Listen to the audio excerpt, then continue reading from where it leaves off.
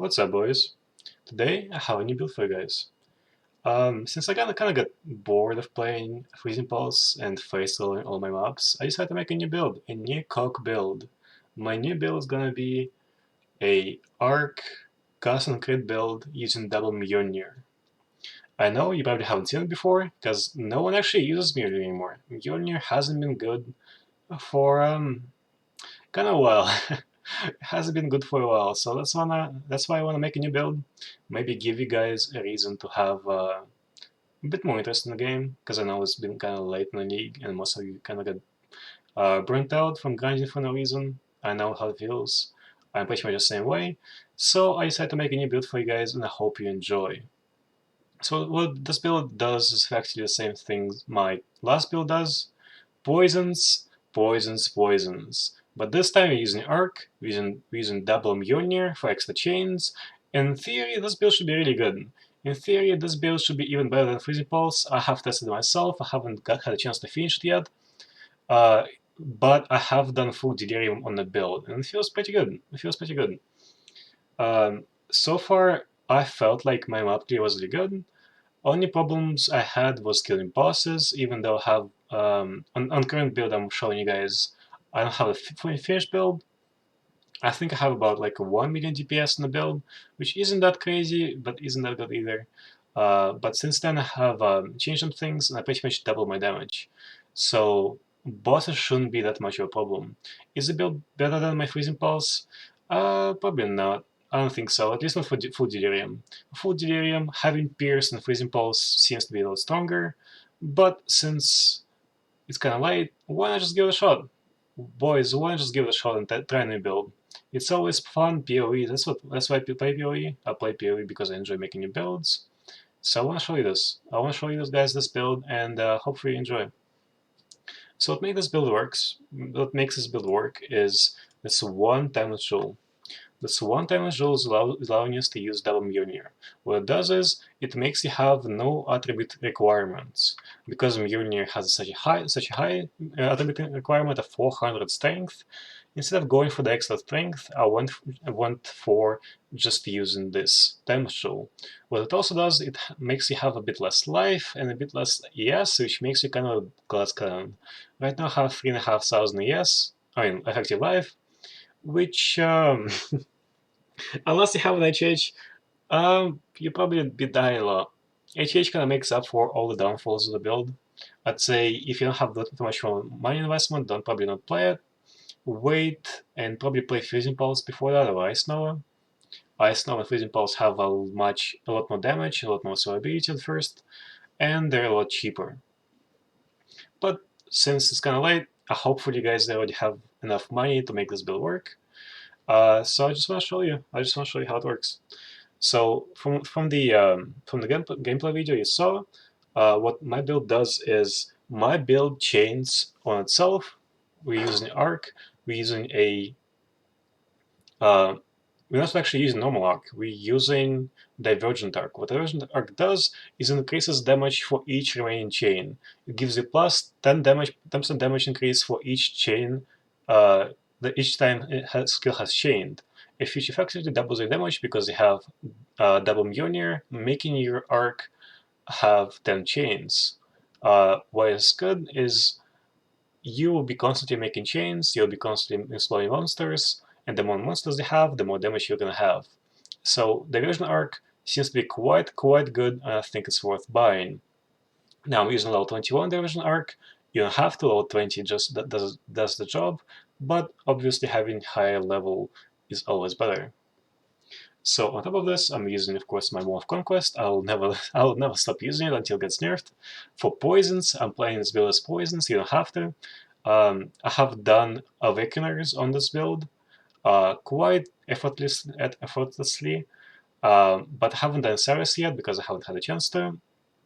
So the build has more or less decent damage. For my Mjolnir lengths, I'm using Arc. I'm using double Arcs. I'm using one Arc in my Impulsa and one Arc in my Mjolnir. Diversion Arc, add lightning damage, control destruction. You can use Awaken Gems if you like. They're kind of expensive, but it's not that much of a difference if you can't afford them. For my second offhand, I'm using conductivity for extra lightning damage, for wave conviction, and hypothermia. All those things add us a bit more damage, and hopefully helps us with a clear. As well as I'm using Code of Brotherhood. Code of Brotherhood allows us to convert all of our lightning damage to cold damage. Why is this good? Well, Delirium oftentimes is it's quite a challenge if you don't have freeze effect. So having extra freeze effect, having some extra survivability is always good. This is why I'm using it. I'm converting all my lightning damage to cold damage, and then I'm having extra cold penetration from Pandemonius. Pandemonius can be changed for a Budget Brotherhood if you feel like it. If you have the money for it, it's a really good option, especially if you're using this notable. Eternal Separation gives you plus 4%. Actually, no, I don't have the right one.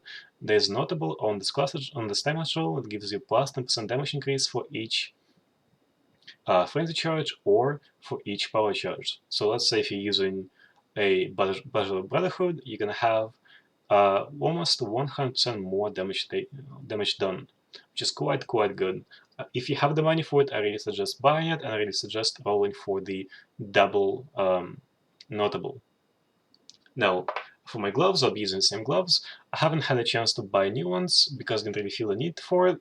I'm using Hands of Templar, cross enemies with elemental weakness on the head, which is quite good. It gives us a lot more damage. And not much else you really need from this. Having plus AoE gems is nice. It gives you plus 2 levels to AoE auras, plus 2 levels to precision. But it's not monetary, it's just nice to have. For my belt, of course, an HH. I don't think I'll ever be dropping my HH. HH is such a good item for map clear. And for my boots, you don't really need any specific boots as long as you have capped resistances. It's really important to have lightning resistances as your maximum lightning. What it does is it makes your Wise Oak do more damage. And as well as having cold. If you can balance those two, if you can balance cold resistance and lightning resistance, you could be having a lot more damage from the Wise Oak. Now, for my links, currently I'm using still my ice links. I will be changing those to Hurl of Thunder, Wrath, and Precision. Pretty much the same stuff, just for lightning. Because you'll be still converting that damage and you'll be having a bit more damage. This build is also viable on Explorer chest if you feel like it. That's why we're going for extra conversion, so you'll be converting some of your physics bodies to lightning damage, and it's quite good. If you're going to be playing a physics body, make sure you're playing Hatred. Hatred adds conversion to your physics body, making it do more damage and making your physics body do cold damage, which you can then scale a bit more and have a bit more damage. So it's quite good. For my boot links, I'm using Diversion Vitality. Diversion Vitality gives us plus 20% on full life, 20% more damage on full life. It's not huge. Plus 10% sounds like a lot, but it's not really that much. But I couldn't really find anything else to use, so I think it's quite a good option. I really feel like it's a good option. Then we have Custom Crit and Immortal Call. Very basic, you don't really have to think about it too much. Having Immortal Call makes you a lot tankier, so you should really look into buying it. And for my movement speed, I'm using Dash, even though I don't really use my movement skills in maps too much. The reason for it is because I'm using poisons, and dashing is actually slower than using poisons, if you can believe that. For my flasks, of course, I'm still using the same stuff. Bottle of Faith, Wise Oak, Diamond Flask for crit chance and immunity to freeze, Azir's Promise, and Cinder's Follow Urn. Now, if you don't want to use Azir's Promise, a good alternative to this flask is an Abyssal that gives you chaos damage to spells. What it does is it allows you to apply poisons a bit faster and not have to be reliant on the flask. For those who don't really know, Azir's Promise allows us to apply poisons of every single head, not just a cyclone. If you don't have the flasks, you'll only be applying poisons from your cyclone alone. Arcwood does not apply poisons by itself, so you have to make sure you have an Abyssal or the flask. Apart from that, I don't really have too much to say about this build. All I can really tell you, the build is really fun. I feel like we need some variety in our builds. I don't really see too many people playing it. I have been having a blast playing this build. I feel like it's a really good build. It's a really fun build. It chains really far. It explodes mobs. It does everything you want this to do. And it's kind of late. It's kind of late in the league. Give it a shot. what the fuck do they have to lose? What do you really have to lose, dude? And I hope you enjoy, boys. And I hope you enjoy your stay. I love you all. Have a good one.